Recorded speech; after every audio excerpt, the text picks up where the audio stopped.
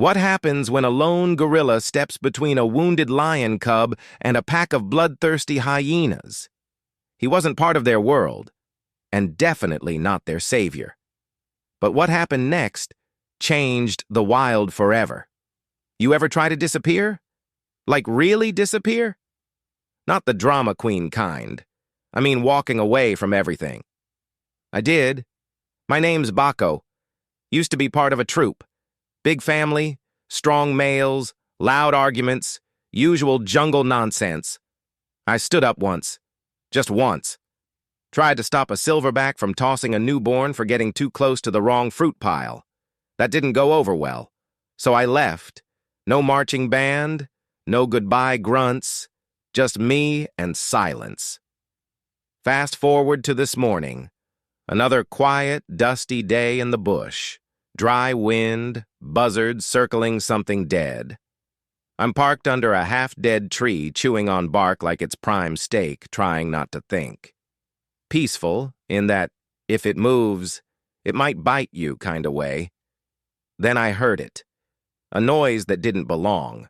Not bird, not wind, it was small, sharp, almost pleading. Now look, I'm not the kind of guy who goes looking for drama anymore. I'm done with heroics, done sticking my neck out. But that cry, it got under my skin like a thorn you can't dig out. So I followed it. 30 paces in, I see him. A lion cub, maybe 3 weeks old if that. Fur all clumped with dust and blood. One eye swollen shut. Breathing like he ran a marathon on broken legs. And get this, no pride in sight, not a single adult around. Now, anyone with half a brain knows you don't get near an unguarded lion cub. It's a setup. Either the mother's nearby and will rearrange your spine, or worse, it's already too late, and something else is sniffing around. And sure enough, I wasn't the only one who heard the cry. 4 hyenas slinked out from the brush one by one. The big one in front, missing half his ear, locked eyes with me like I was the warm-up act. That kind of grin that says, "You're in the wrong neighborhood." I stood up slow. Not to threaten, not to run, just so they knew I wasn't planning on rolling over. The cub whimpered. His tiny body was twitching, trying to move but going nowhere. If I walked away, they'd tear him apart in seconds. If I stayed, I might be next on the menu. So yeah, I did something dumb. I stepped between them. First one lunged. I met her with a forearm to the ribs so hard she hit a tree. The others paused, stunned. I picked up the cub, tucked him to my chest like a fragile secret, and ran. Not heroically, I'm talking full speed, half panic, barreling through thorns and dry branches like the trees owed me money. They chased. Of course they did. I could hear them snarling behind me. My legs burned, lungs screaming, but I didn't stop. Eventually, I dove into a narrow ravine, half creek, half trench, and went dead still. Just dirt and breathing. I could hear them up top, pacing, sniffing, but they didn't jump. Minutes passed, maybe hours. The cub was shaking in my arms, eyes barely open but alive. And me? I was covered in scratches, my pulse doing jumping jacks, sitting in a hole with someone else's baby, asking myself a very basic question. What the hell just happened? What happened next changed everything. You don't want to miss how this mess spiraled into something way bigger than me and a cub in a ditch. Let me be clear. I didn't sign up to be a parent. Definitely not to a lion cub. But there I was, sitting in a trench with a wheezing ball of fur, both of us bleeding and shaking like leaves in a storm. The sun was climbing fast. No cloud cover, no mercy. I couldn't stay hidden forever. Hyenas are relentless, and sooner or later something else would sniff us out. You don't just steal a meal from a scavenger pack and walk away like it's a picnic. The cub stirred. His breath rattled, soft but steady. Instinct told me to leave him and vanish into the bush. Logic, too. But then again, logic never saved anybody worth remembering. So I stood up, slow, cradled him tighter, and started walking. Not aimlessly. I knew where the trees got thicker and the air stayed cooler, a place where hyenas didn't like to hang around. I'd seen lions pass through there before. Maybe I'd get lucky. Maybe his pride would pick up his scent. Maybe the universe would throw me a bone. But let's not kid ourselves. Nothing's ever that simple. 3 hours later, I'm sweating buckets, dragging myself and this cub up a ridge when I hear them again. The cackling. That ugly, broken laughter that makes your spine itch. The hyenas had found us. They weren't even trying to sneak up now, just stomping through the brush like they owned the place. And honestly, they kinda did. I ducked behind a thick trunk, heart pounding. I wasn't scared for myself, not anymore. But the cub? He had no chance if I went down. They'd tear through him like dry leaves.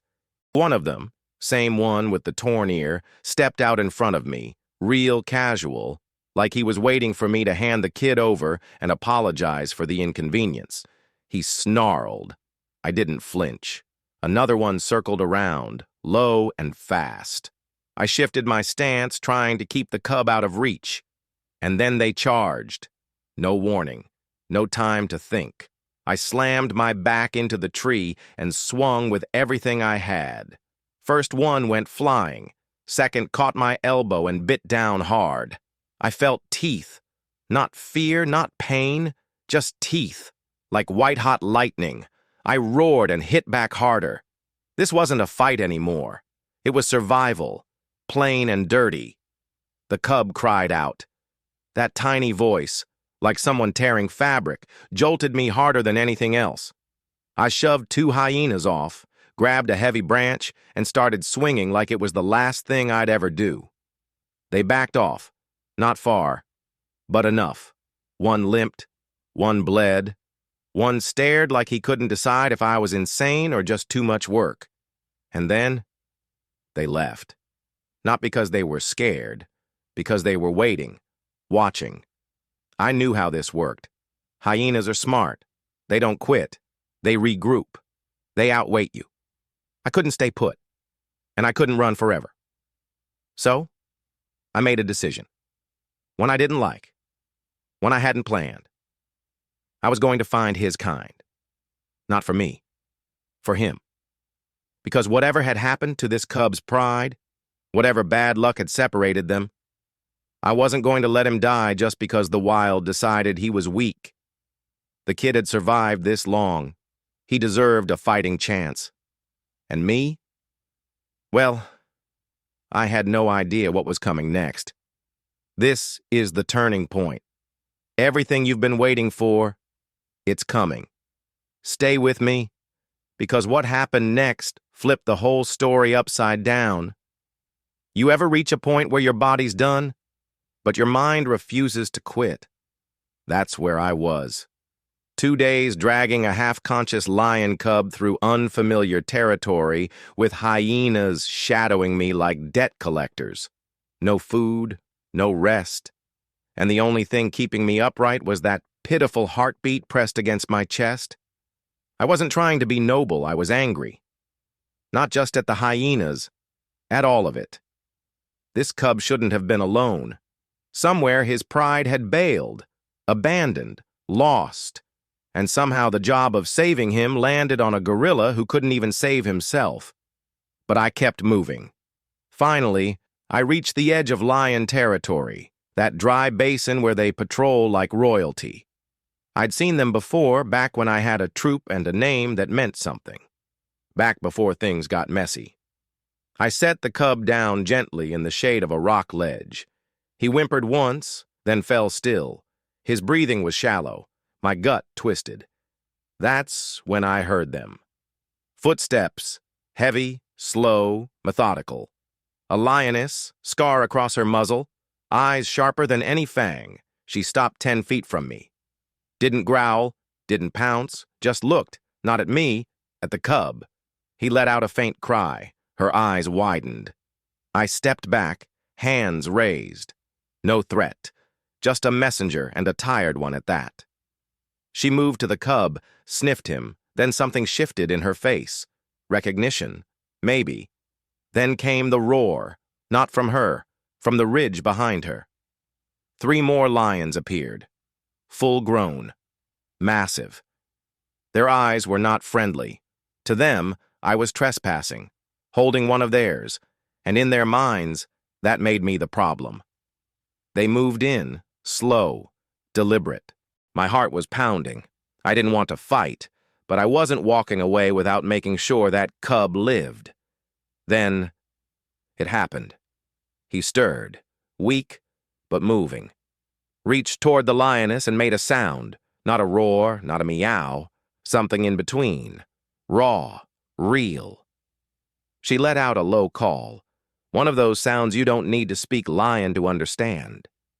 The others paused. She looked at me, right at me. Then, she stepped in front of me.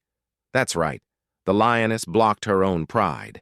Whatever she saw in that cub, whatever she felt, it was enough to stop them cold.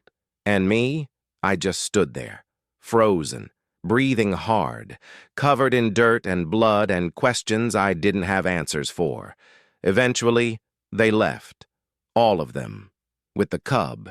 She carried him like he was her own, maybe he was.